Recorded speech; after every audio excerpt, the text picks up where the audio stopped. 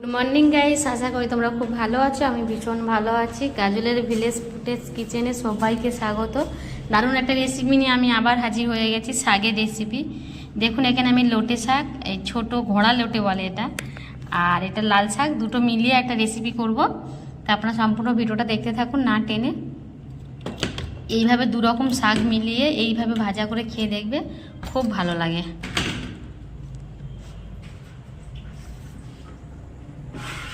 আমি শাকের ডাঁটিগুলো মানে কেটে নিচ্ছি, কিন্তু শাকের ডাঁটিগুলো আমি দেব। দু রকম শাক এইভাবে বেছে বেছে আমি কেটে কুটে পরিষ্কার করে নিচ্ছি।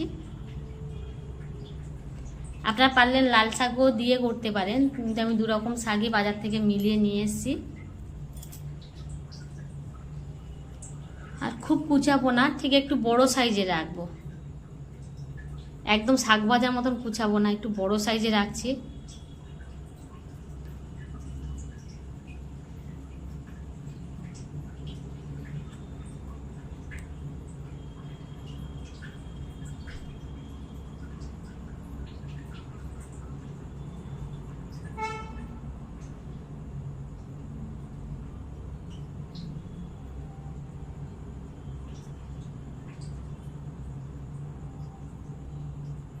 দেখুন লাল শাকের ডাঁটাগুলো আমি নিয়ে নিচ্ছি, ফেলছি না খুব একটা। শাকের প্রচুর দাম, 2 আঁটি শাক 15-20 টাকা নিয়ে নিয়েছে।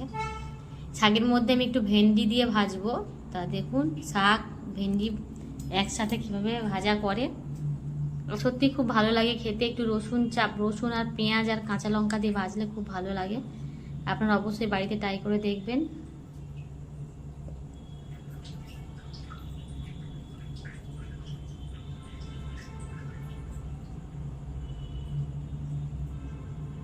কাটা হয়ে গেছে, আমি কড়াইতে তেল দিয়ে দিচ্ছি, কড়াটা গরম করে নিচ্ছি।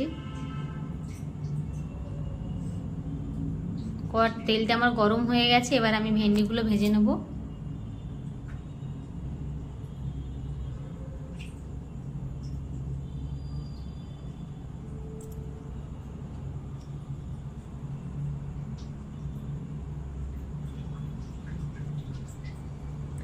ভেন্ডিগুলো আমার ভাজা হয়ে গেছে, দেখুন। আমি এবার এটাকে তুলে নেব।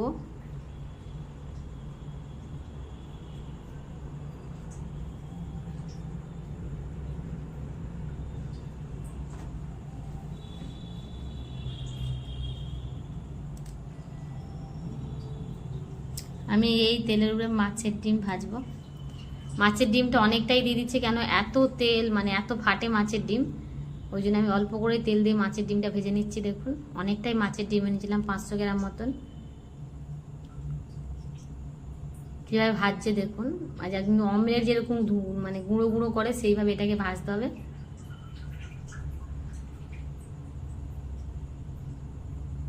দেখুন ভাজা হয়ে গেছে। আমি এখানে একটুখানি ঝালের গুঁড়ো দিয়ে দিলাম, দিয়ে নেড়ে নিচ্ছি। আমার কড়াটা প্রচুর নড়ছে, ওই জন্য একাতে ধরে নিলাম।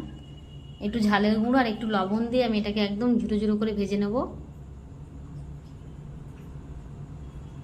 একটু তেল দিচ্ছি, তেলটা কম হয়েছিল ওই জন্য একটু তেল দিলাম, কেন ওই টাইমে বেশি তেল দিয়ে ভাজলে না মাছের ডিমগুলো প্রচুর ফাটে আর গায়ে এসে প্রচুর পড়ে, আর ওই ডিমগুলো পড়লে প্রচুর লাগে। এই কারণে আমি যখনই মাছের ডিম ভাজি অল্প তেলে প্রথমে দিই, সেটাকে নাড়াচাড়া করে নিই, তারপরে একটু বেশি করে তেল দিই। যাই হোক, এটা আমার ভাজা হয়ে গেছে। এটা আমি তুলে নিয়ে ঠান্ডা করে একটু হাত দিয়ে ভেঙে ঝুরি করে নেবো।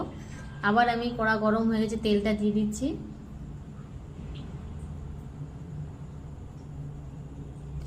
দিয়ে আমি এখানে রসুন ফোড়ন দিলাম। রসুনটা আমি এরকম ছোট মানে কুচি কুচি করে কেটে নিয়েছি।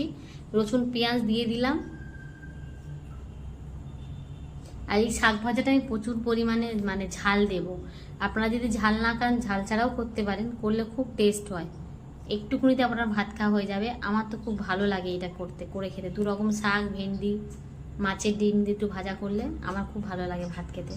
দেখুন লঙ্কাগুলো আমি মিনিমাম 10-12টা লঙ্কা দিয়েছি, যাতে এটা ঝাল ঝাল মতন হয়।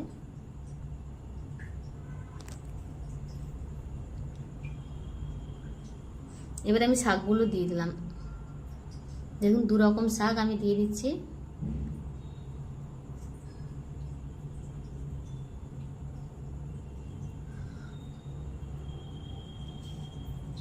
শাকের মধ্যে আমি লবণ দিয়ে দিলাম। শাকে সবসময় লবণটা আর হলুদ দিয়ে ভাজবেন, ও আপনি ইচ্ছায় একদম নরম হয়ে যাবে।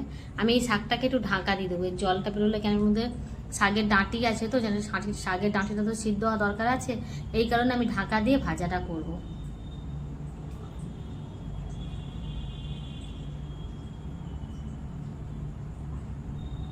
ঢাকা দিয়ে ভাজা করেছি, দেখুন অনেকটাই ভাজা ভাজা হয়ে গেছে, বেশি বাকি নেই। এবার এই ভেন্ডিগুলো দিয়ে দিচ্ছি এখানে। ভেন্ডিগুলো দিয়ে ভালো করে নাড়াচাড়া করে নেওয়ার পরে ভেন্ডিগুলো দিয়েই আমি এখানে মাছের ডিম ভালো করে গুঁড়ো করা ছিল সেটা দিয়ে দিচ্ছি।